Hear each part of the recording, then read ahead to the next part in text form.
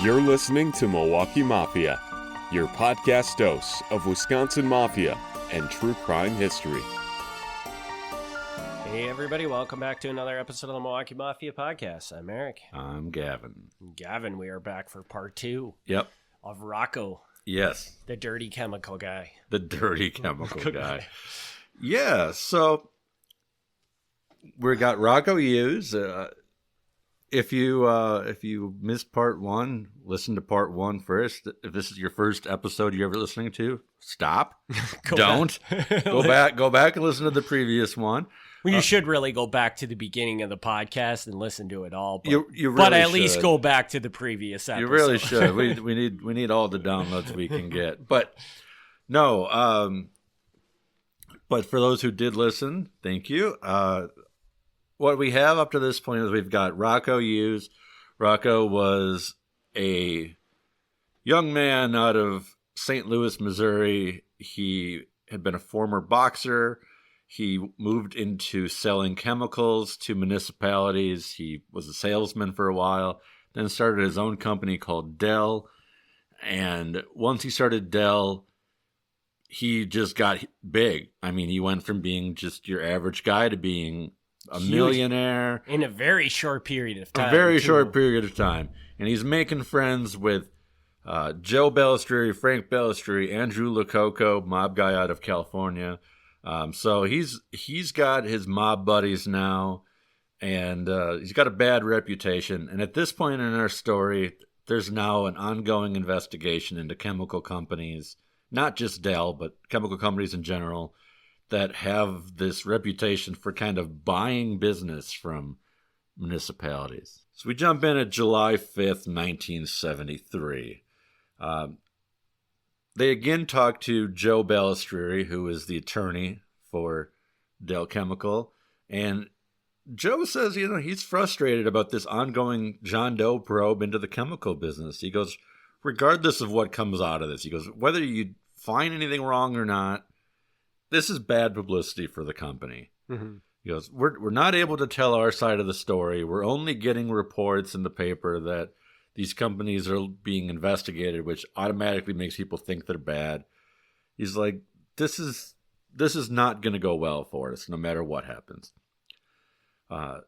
Officially, he is a director for Dell Chemical and an attorney, but at this moment, he's actually stepped back from being the attorney for Dell, because he just got hit by a car. Okay, well, that's fair. He was crossing the street when he got ran down, and ended up in the hospital with some broken bones. So he cannot actively be in court for a little while. That's a whole other story. But October 73, a Dell salesman named Red Ish, and I don't know if that's how you say ish, but we're going to say it, was sentenced to 9 months in jail and fined $5,000 for bribery. He pleaded guilty to bribing public officials and committing perjury during the John Doe investigation. As part of his sentencing deal, authorities agreed not to charge his son James, who also was a Dell salesman who worked in the western part of Wisconsin. So now has something changed? Because this is the first we hear about a salesman getting in trouble for bribing officials. This guy is getting in trouble. He is specifically identified as being active in the bribery. And so the companies are kind of doing this thing where they're like, we didn't tell the salesman to bribe people. And the salesmen are saying it's company policy to bribe people. Okay. And here's where the company gets an out. And I don't know that they did this intentionally, but the salesmen were encouraged to buy gifts and other things from Premiums Inc., which is Rocco's company that sells the weird novelty items. Okay. So the salesmen are buying the items from their own money and using it to help push sales. So, again, I don't know if this was intentional, but it creates this thing where now the company can be like, We didn't do it. We didn't do it. He bought the gift. He offered the gift. He got the sales by offering the gift. We had no part of any of this. So the salesmen are now kind of coming increasingly under scrutiny because even though they're going to say that the company more or less told them if you want a job here, you're going to be buying gifts, everything is running through their paychecks. Mm-hmm. So there's nothing actually tying the company to this at this point now. Also, I will note that his son James was not publicly accused of any wrongdoing. So it's nice that he said, I'll plead guilty to this if you don't go after my son. Mm-hmm. I don't know if they had anything on his son. So he maybe would have been cleared anyway. But that was a nice gesture.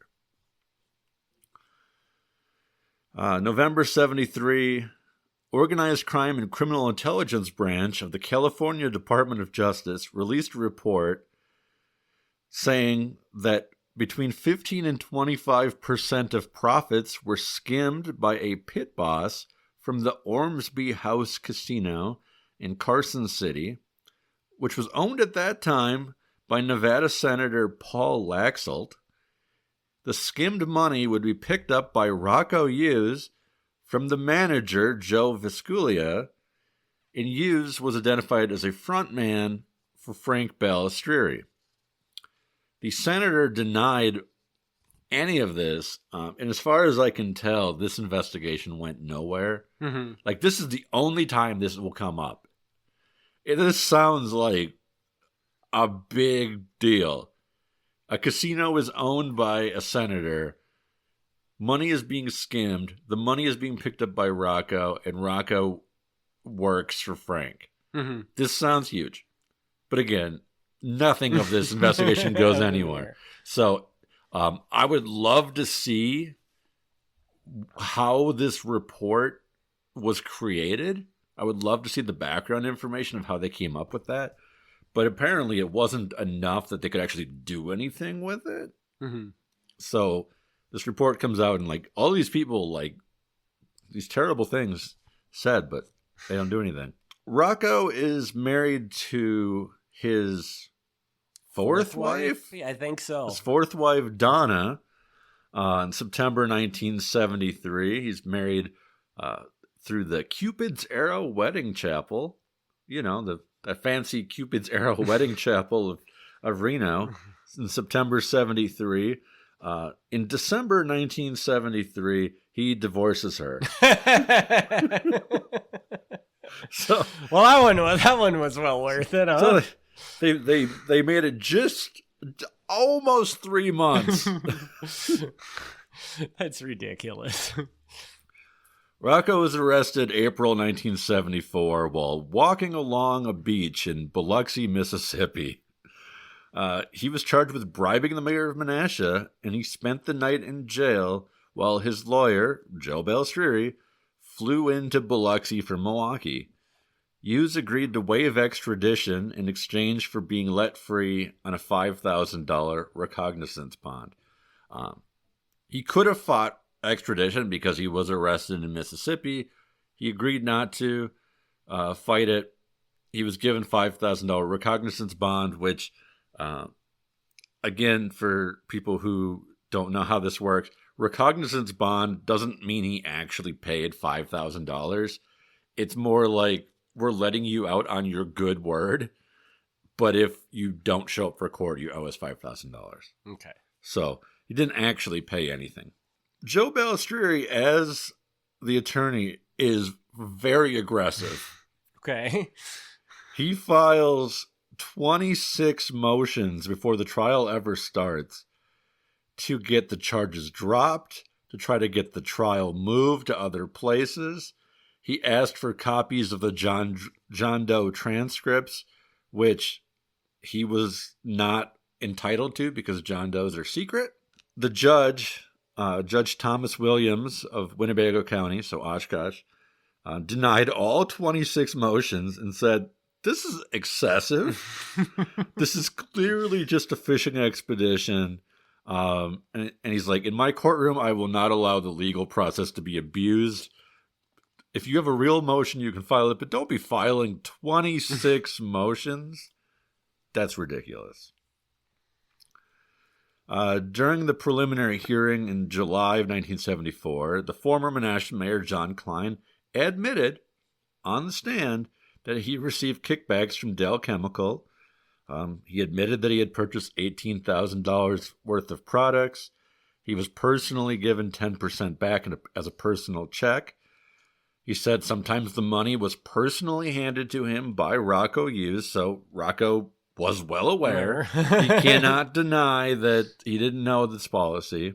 He said it wasn't Rocco every time. He was also there was a salesman named Wallace, and Wallace would sometimes hand me an envelope, but he's like, yeah, I knew Rocco. The salesman testified that bribes would start with something simple like a letter opener, and then it would move into what they called premiums. There was a clear understanding that if there was no order made, there would be no premium. So the salesman's like, we made it very clear that if you want these fancy gifts, you're only getting them if you're buying things, which, makes sense. But again, that could be argued to be a bribe. Well, I would say that's definitely a bribe. Yeah. I don't think you can argue that. You just have to agree that's a bribe. It's weird. So it's a bribe because it's a public official. Like, it's weird. Like, if you go to a website, right, and they say, if you order $50 worth of merchandise, you can get this item for free, that's not a bribe. Well, it kind of is.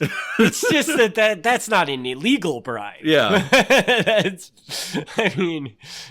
Now, maybe it is a bribe. If it is a bribe, Amazon's bribing me all the time. Yeah, it's a legal bribe. Because I am one of the few people that doesn't have Amazon Prime. So if I have $30 of stuff in my cart, but I know I get free shipping if I hit 35, I'm going to buy something to get that extra free shipping. Yeah. So maybe I am being bribed. I don't know. Okay. But it's legal. It's a legal bribe. Yeah. The preliminary hearing wrapped up. There was clearly enough evidence, so Rocco was bound over for trial. The only question that really remained was, did the crimes happen within the statute of limitations? This was kind of a gray area now because we're up to the early 70s, and John Klein had been mayor starting in 1960. So if these things all had happened 10 years ago, they're not statute, you can't charge a guy for that anymore. Mm-hmm. So that's the out that the defense could use. A hearing was held, and it was decided that the statute of limitations was not a problem. So Rocco was bound over for trial. Attorney Joe Balstri was furious, telling the court, quote here, because this is totally a Joe way of talking. Okay. Quote, felony cases cannot hinge on inferences that are heaped upon inferences. What? Can you translate that, or is that just for the listener to? So he's saying that Rocco was charged with a felony, and Joe says your evidence for this felony is that you've got somebody just implying something, and somebody else implying something, and this is a pile of just people implying things. That's not a felony. I really like the way you put it too, man. You did that really well. Yeah, but this is that's totally a Joe way of talking. Is when Joe is defending somebody, it's always like he'll use fancy words to argue that the case doesn't add up, and sometimes that's a fair argument, but I think he overdoes it a bit.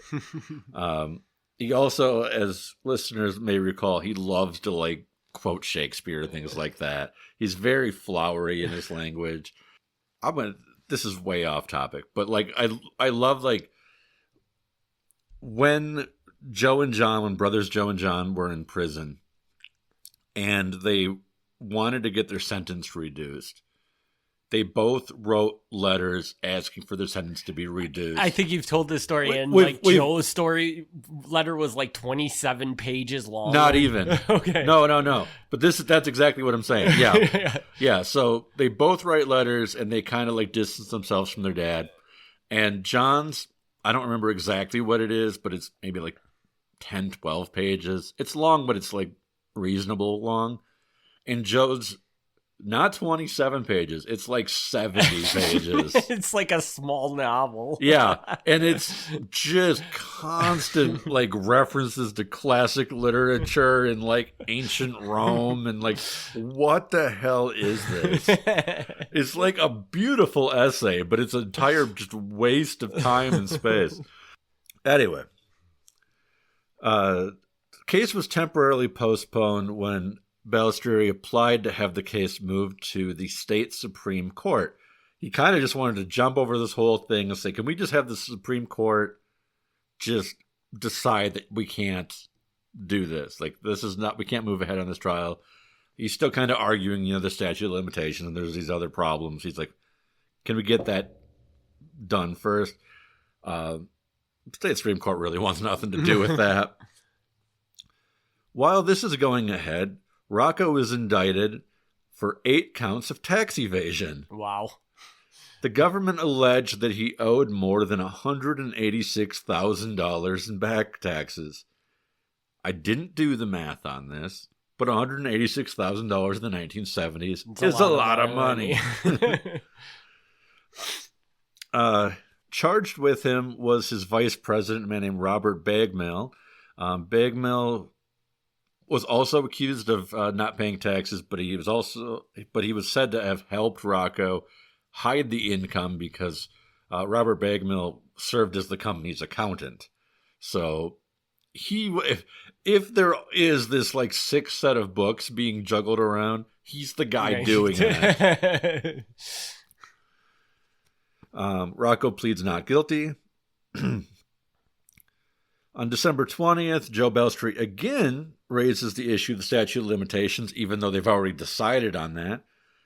The judge just dismissed that. He's like, we've done this. We're not going to talk about it. I have to ask the question, and maybe this is really obvious, but is there like something in the law that they can say for this instance, statute of limitations doesn't matter? Because I would feel like if it says that you can't be tried for something 7 years after it happened, if it's 7 years after, the courts can't say, oh, that doesn't matter. Makes sense?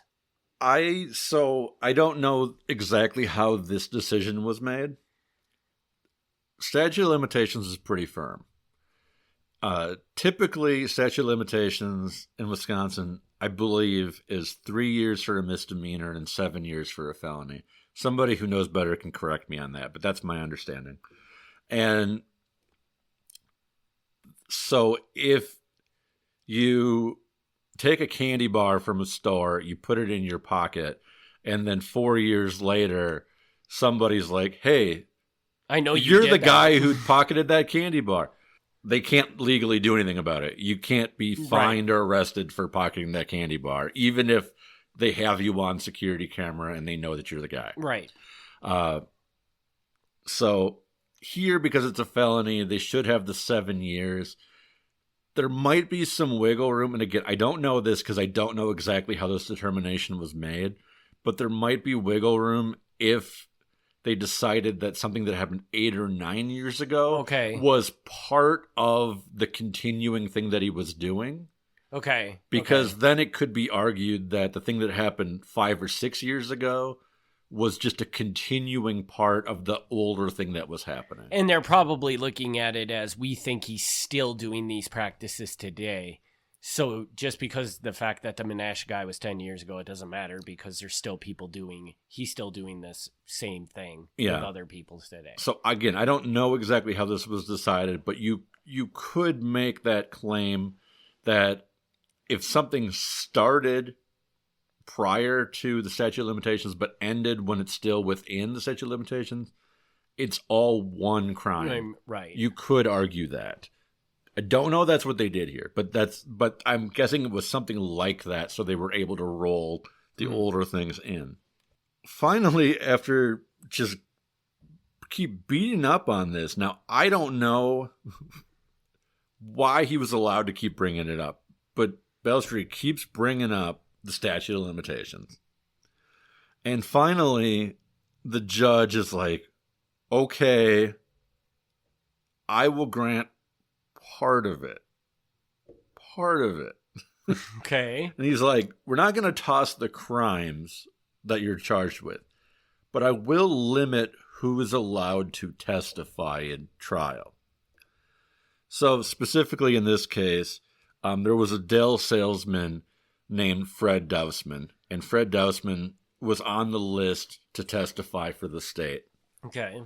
But it was argued that because he hadn't worked for Dell within the statute of limitations, anything that he would personally say wouldn't be allowed because of when he knew the information he knew.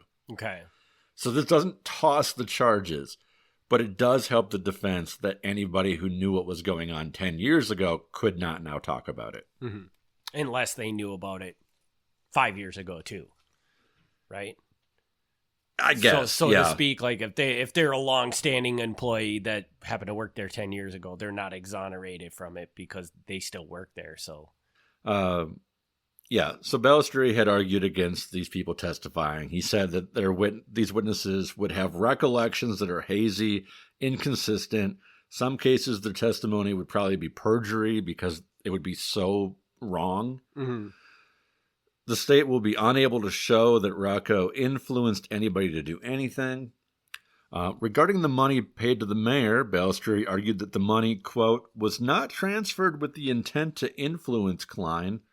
Don't know what that argument is. He continues, if Mr. Klein did accept money, he was under no inducement to do anything in the future.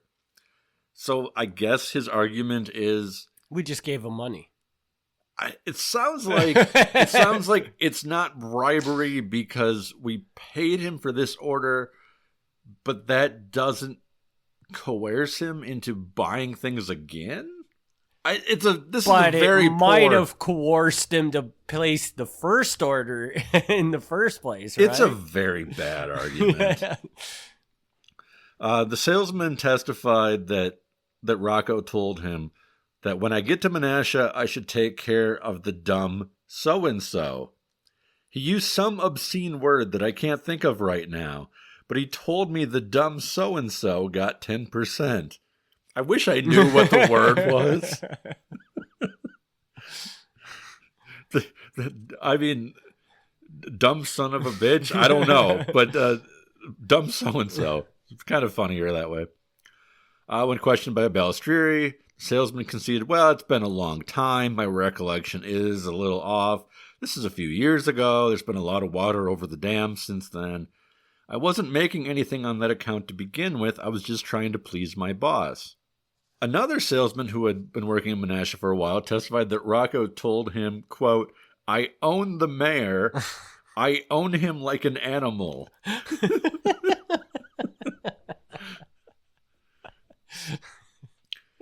The mayor admitted again that he took the bribes, and he said that he took the money because he wanted to take his wife out to dinner and get her nice things. Well, if that's the case, yeah. What are we doing here? Yeah. Taking the stand in his own defense, Rocco called his accusers liars and said he never allowed any bribes or kickbacks.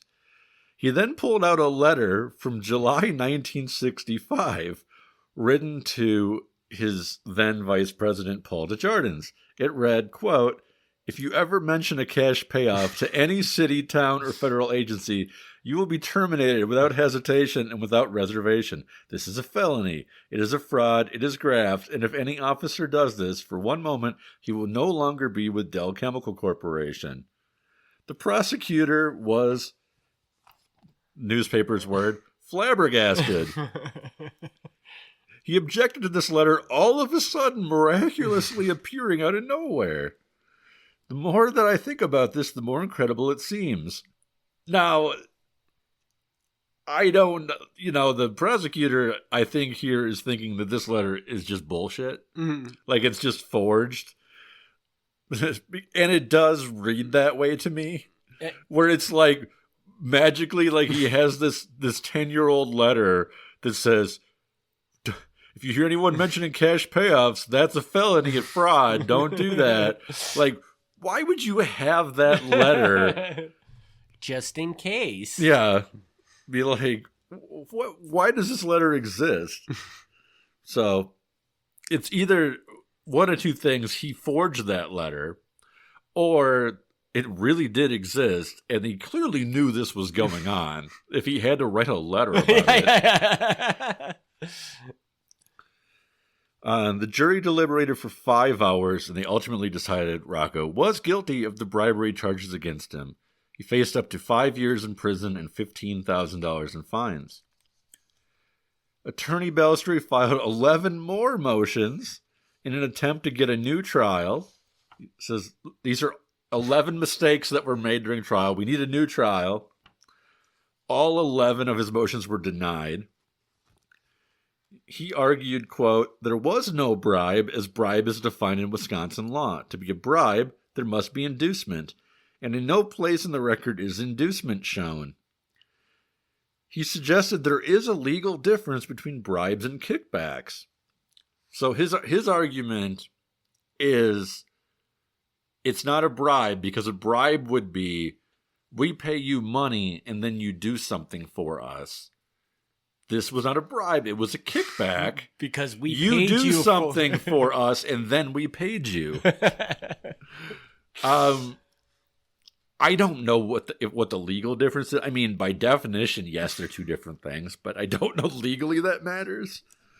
The judge responded, while the defense makes an eloquent argument, there is sufficient evidence in support of the jury's findings. It is not the court's function to sit as another juror.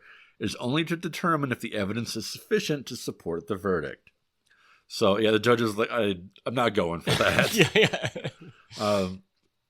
Again, I don't know what Wisconsin law was or is, if there's a difference in the law between bribes and kickbacks, but I would think not, but it's an interesting argument.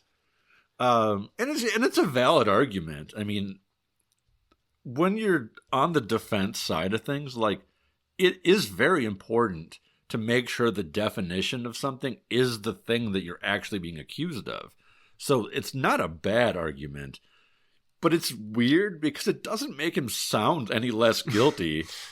Even if you're saying we didn't do bribes, we did kickbacks, it still sounds bad. Right. It sounds bad, but at the same time, I would also look at that as okay, this is what the penalty is for a bribe. Yeah. But the state could have a completely different set of rules for kickbacks.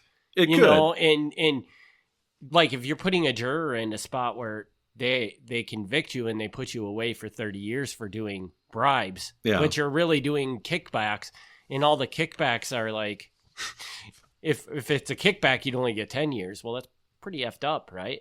Yeah. I mean, if you think about it. I mean, again, I don't know what the law is at the time or today, but February 1975, at this point he's been found guilty, but he hasn't been sentenced yet. So between that, a new indictment comes down against Rocco in Reno, this time alleging that he failed to pay $16,000 in corporate taxes in Nevada. So he's got this, he just went through his trial for bribery, but he's also got the Wisconsin tax thing coming down against him, and now Nevada's coming down against him for taxes as well. So he's not done. March 1975, Rocco was sentenced to 3 years probation and a $1,000 fine by the judge for bribing the Menasha mayor. That's it. That's it. Wow. As head of Dale Chemical, Rocco had purposely overcharged Menasha so he could give a kickback to the mayor. At the sentencing, the assistant attorney general argued for prison, saying, quote, "The only thing white-collar criminals understand is jail." He wanted the court to set an example by giving him 3 years, so everyone will know that the rich don't get away free while the poor pay. What's good for the salesman is good for the boss. What's good for the poor man is good for the $6 million man. This is a fair point, because the salesman that we talked about not long ago, who worked for Dell, got jail time. Mm-hmm. So the salesman was given jail time. Another salesman that we didn't mention was given 60 days in jail. So the salesmen are getting more jail time than the guy running the company, who clearly is like directly involved. Yeah, knows that this is going on, wants it to be going on. Yeah. The two salesmen, one was fined $5,000, one was fined $3,500, compared to Rocco's $1,000. Yeah. Attorney Joe Bellstry had argued for probation, which he got, and said that Rocco had suffered enough because he now had the stigma of being a convicted felon, and other problems are waiting for him down the road. Sure. Rocco personally addressed the court and said that if he went to jail, it might jeopardize the jobs of his employees. I mean, that's, I guess, a fair argument, that if the head of the company goes to prison, then the company might go under, and then you've got 100 employees who are out of a job. So, I mean, I guess that's a fair argument. It really shouldn't change the conviction though on it or anything like that. You know. Yeah. A couple of days later, both Dell Chemical and Municam were fined as businesses, not for the people running them, were each fined for bribery. But as we've established, $1,000 is the fine for that. The prosecutor was pretty disappointed. Quote, "The state's integrity is at stake when it deals with corporations, but corporations know that the maximum exposure they're going to get is $1,000. So, yeah, there's, again, I don't know what the law is today, but I feel like they probably had to update that at some point. I would hope so.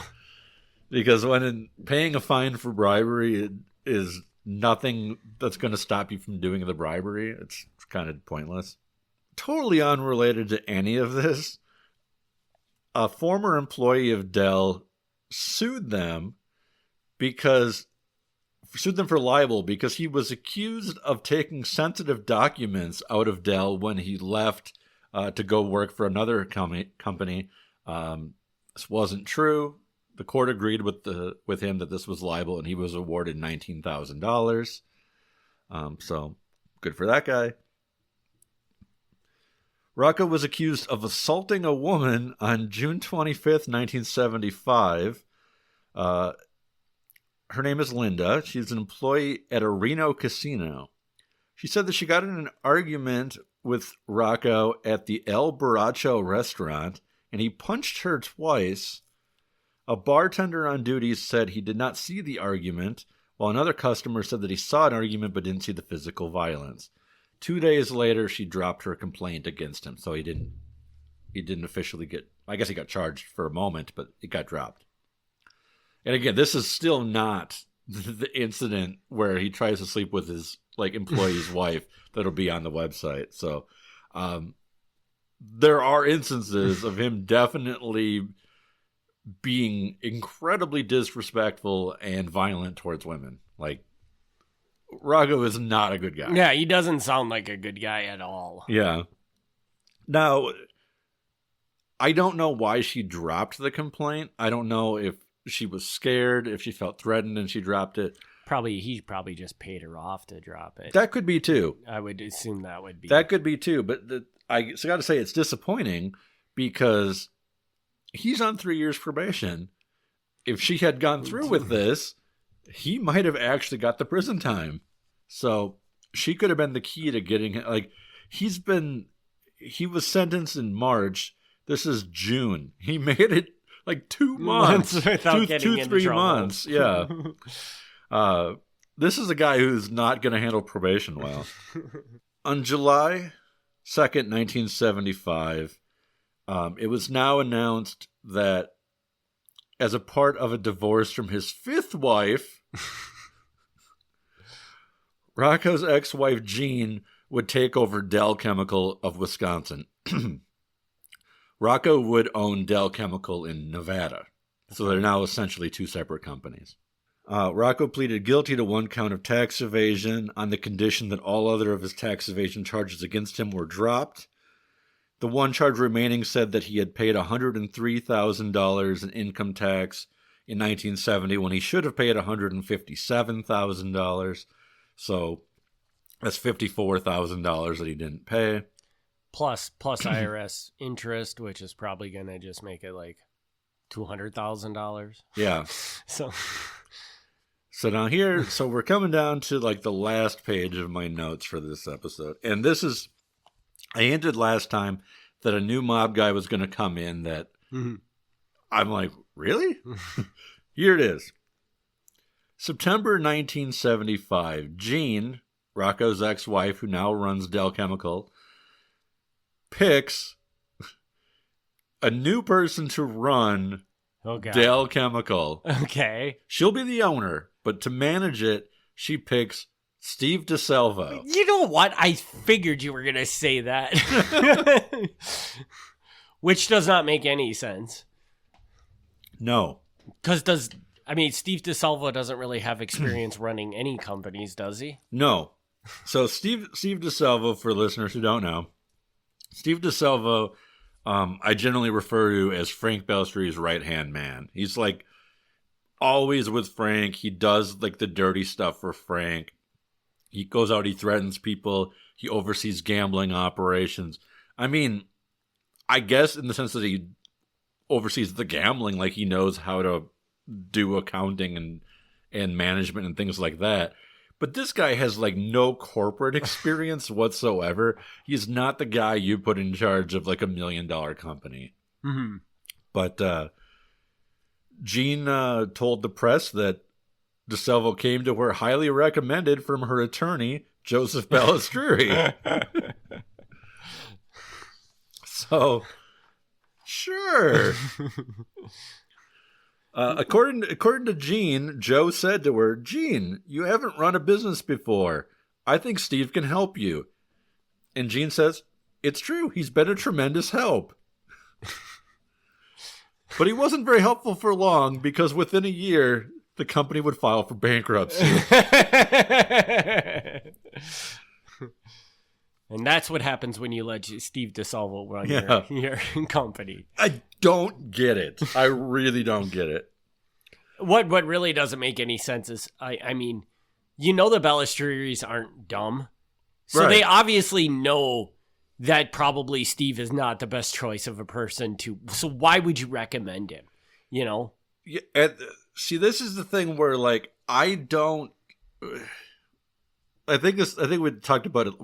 Because we recorded these back to back, I'm not sure exactly when, but I think it was last time we talked about this. I don't see it as a money laundering business, although there may be mob money invested. But once you put Steve DeSalvo as the manager, I am far more open to the idea that they're siphoning money back out of the business. Okay. Like, them declaring bankruptcy within a year could just be bad business decisions. Or it could be they're actively, like, draining the accounts. That could be. Yeah, that could actually, like, they could have put him there with the intent of just stealing all the money from the company. Yeah. You know? Like, there's value in purposely failing a company. Right. October 1975, Rocco is sentenced to 18 months in prison and fined $10,000 for his tax evasion in Reno. So this is his second tax evasion. Apparently Reno is a lot more serious about this than Wisconsin is. Because he's now finally getting prison time and a $10,000 fine, which is like actual money for a change. The defense attorney had argued for probation. His defense attorney in Reno is not Joe. It's a man named Jimmy Johnson. And makes actually a very similar argument to what Joe had made, saying that Rocco runs Dow Chemical in Nevada. It would be very hard for him to run the company from prison. So you can't put him in prison. But I guess Reno wasn't as convinced of that argument because they send him away. Because of this, Rocco decides to sell the company. He sells Dow Chemical of Nevada and Munichem to his vice president, who at this time was a man named Jerry Saylor. Saylor had started out with the company as a salesman. He tells the press, "We plan a very rapid expansion program. We think this is the time to expand. The economic outlook for the next year looks great." When asked why Rocco sold the company, Saylor said it was just that it was hard for him to operate the companies from his present address, which is a polite way of saying prison. He'll have no role in the operation or ownership of the companies. He plans to be retired and wants to be sitting in the high Sierras fishing. Fair enough. Yeah. So do we know, does he get to go to the high Sierras and fish? Well, I'm sure he did, because he's probably only going to do like a year in prison. Yeah, I mean he's only I think he only got 10 months or something. He got 18 months, which was probably more like a year. Okay. So the new guys take over Dell. Dell basically fails like almost immediately. Already, so they buy it in January. By August, the company gets put into receivership, and then Rocco sues them for $400,000, saying that they still owed him that much from buying the company. Jerry Saylor, the new owner, countersues Rocco for $4.3 million, saying that Rocco was slandering them, and his slander was the reason that they went into receivership, because they would have had financial success if it wasn't for Rocco just tanking the company. So what a mess. He's like, also, I think the sale was misrepresented to me because I knew the company was in bad shape, but he's like, I didn't realize how bad it was, because once we took over, we realized how many years of Dell's records were missing. Dell sold off its assets in Milwaukee. It received $68,000 for furniture. It received $2,000 for what they called intangible assets, which was things like client lists and other, not actual physical objects. Mm-hmm. The plant in Menominee Falls was sold to a company called Holiday Cups for $600,000. That business made beverage containers. Rocco's house in Germantown, the big fancy many-acre home with the swimming pool, was sold to the owner of a company called MEE Material Handling for $165,000. It had 40 acres and an in-ground pool. Rocco more or less stays out of the press after that. Whenever he gets out of prison, I could not find an article after that. None. So maybe he legitimately went up and went fishing. It seems like that. He died in February of 2008 in Tucson, Arizona. So between 1976 and 2008, I found 0 articles about him. He was 83 years old, and he left behind his 6th wife. He sure did love the wives, man. Yeah. So, yeah. Well, at least he managed to stay married to one until his death. Yeah. So. And she is still alive today. And so yeah. So I am just amazed by this man, because what's his tally? He did 12 months in prison, and it seems like for the most part his entire life he was running a shady business. Yeah. Not just a business that was kind of running in the gray, but it was violating laws left and right, and he gets 12 months. I find this guy fascinating, and I would love to know more, because as I've said, we don't really know how he got in with Andrew Lococo, Joe Bellstry, Frank Bellstry, coming up in St. Louis. he would not have known these guys. Mm-hmm. He could not, I guess he could have, but he very unlikely met them before he moved to the Milwaukee area and became a salesman. And within like a year or two of him moving to Milwaukee, he's big time. So I'd love to know a few of the missing pieces of how they became so tight so fast. Because there seems like there's something missing out of that. And just in general, like those connections are fascinating. But then, like, his wife hiring Steve DeSalvo to run Dell into the ground, but run Dell is wild to me. It makes no sense whatsoever. And it's also weird to me. Like, maybe this isn't weird. Maybe this is just me.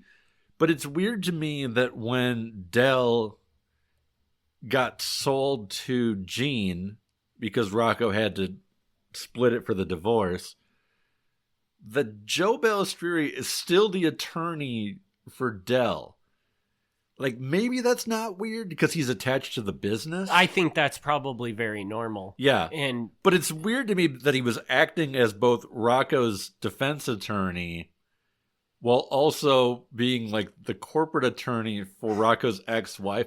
There's nothing like illegal about that again, but like seems like a weird conflict of interest to me because he's clearly Rocco's buddy, but he's like financially advising Rocco's ex-wife. Right. Like, it's weird. And I'm thinking that him and the ex-wife just had somewhat of a decent relationship, so they kept that going after the divorce. And I think he just saw the opportunity that she had probably no idea how to run this business. And I think you got it spot on. He saw the opportunity to put somebody in there that could just milk that company for every dollar. Like, they probably stopped paying invoices and things like that, and just turned everything into pure profit. Yeah. And then just let it fold. No, yeah, if I was like super motivated, which I'm not, but if I was super motivated, I mean, like the bankruptcy records would exist. Yeah. And I don't know what those would or wouldn't have, but it might give a better idea of what happened in the last year of the company. So there might be more pieces out there that could kind of fill in some clues, but it's even what I do know is enough that this is fascinating story to me.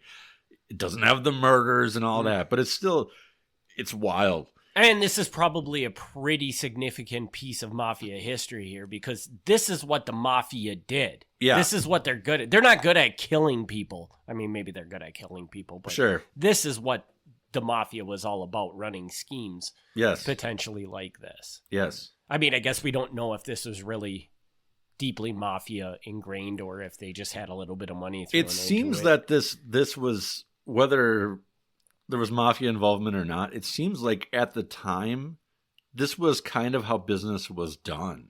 So the bribing mayors thing doesn't seem to be mob specific. It just seems to be how the business ran. Right. But it does make sense that sort of a business owner would be friends with mob guys, because they're going to have a similar outlook on how to run things. Yeah. Yes, absolutely. So, and it could just be that they only had that relationship just because one guy needs the money, the Mafia has the money, and they just happen to, that's who he found to get his funding for his business. I don't know. There's things I'd love to know, but I'm never going to know because you got to keep moving ahead. Yep. That's the problem. If we did like one episode every like 2 or 3 months, I could do some real digging. But when I got to have an episode together every week or two, like, nope, sorry, Rocco, you're good. We got to move on. So well, and you know, the podcast is going to reach an end at some point. You should be keeping notes on all these things you want to go back and really dig into. Yeah. And then that could be the next year of the podcast is when we dive deeper into some of these. That's topics. Possible. That's possible. I mean, I don't throw out any of this stuff, so we could always come back to things. Yeah. And I mean, like, this story is just interesting to me. Like, I would love to see the bankruptcy records for this company, because I guarantee you it's going to be very obvious if Steve DeSalvo was put in there to get money for the Mafia out of the business.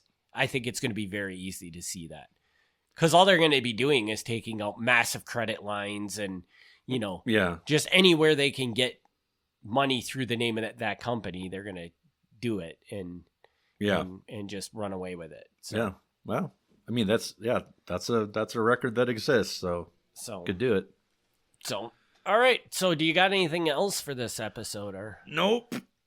That's it for Rocco. Well, no more. So, we're not going to hear Rocco. Well, you said Rocco pretty much just disappears after. He's very self-contained. Like he runs his business. He's friends with these other guys, but he doesn't randomly show up in other situations. So he's a very self-contained character. Well, and which makes sense because it sounds like he spent a good chunk of his life in Nevada. Yeah. Anyways. Yeah.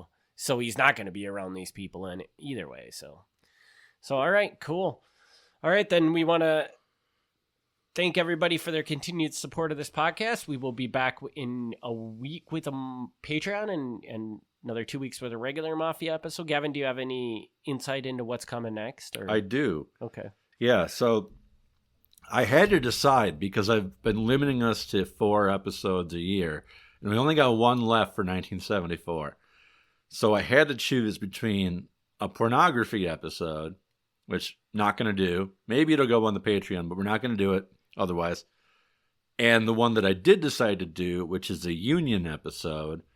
And the reason I chose we're going to do the union episode is because it features a very special guest, John Pellisteri. Are we going to have like real audio with John? We have real audio. Nice. And I know people love the episodes where we can plug in the John audio files. So it'll be talking about John working for the Restaurant Employees Union in 1974. Sounds cool. All right, then we will be back in 2 weeks with that. We want to thank everybody for their support. And as Gavin did not mention, we do have a Patreon. We do. You can find that at patreon.com/Milwaukee Mafia, or just go over to MilwaukeeMafia.com.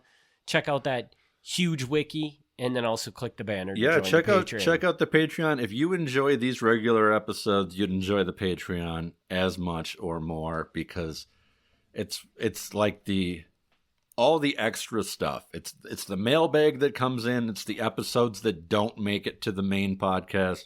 It's behind the scenes stuff where I talk about things that are part of what being an author and researcher is, but we don't fill up the main podcast with it. But if you want to hear what that actually is like, what I do on a day-to-day basis, I don't tell you normally. I mean, most of the time I'm sitting around playing with a cat or something. But when something interesting happens, we'll talk about that. Yeah, the whole Patreon is just 97 episodes of Gavin talking about his cats. Yeah. Just cat episodes all the time. We're going to get like 700 new Patreon users after this episode airs because of that, because of the cat reference. If somebody wants a Patreon episode where all I do is talk about cats, we can do it. I mean, it's not really the theme of this podcast, but we can do it. And I also, one of my favorite things about the Patreon, which Gavin didn't mention, is the episodes he will find like current Mafia stories that we'll cover on that Patreon every once in a while. They're never, because the belief is there's probably not much, if any, Mafia left in Milwaukee, so they're never really Milwaukee episodes, but there'll be something. But they can be. We've had Milwaukee crime episodes, and we've had non-Milwaukee Mafia episodes. Yeah, you're right. So it's either Milwaukee or it's Mafia. It's just not Milwaukee Mafia when it's a current event. Yeah. So we encourage everybody to get over there, check that out. Again, patreon.com/Milwaukee Mafia, and we will see everybody back here in 2 weeks with another episode. Thanks for tuning in. Thank you. Thanks for tuning in to the Milwaukee Mafia podcast. Join us next time for another look back at Wisconsin Mafia and true crime history.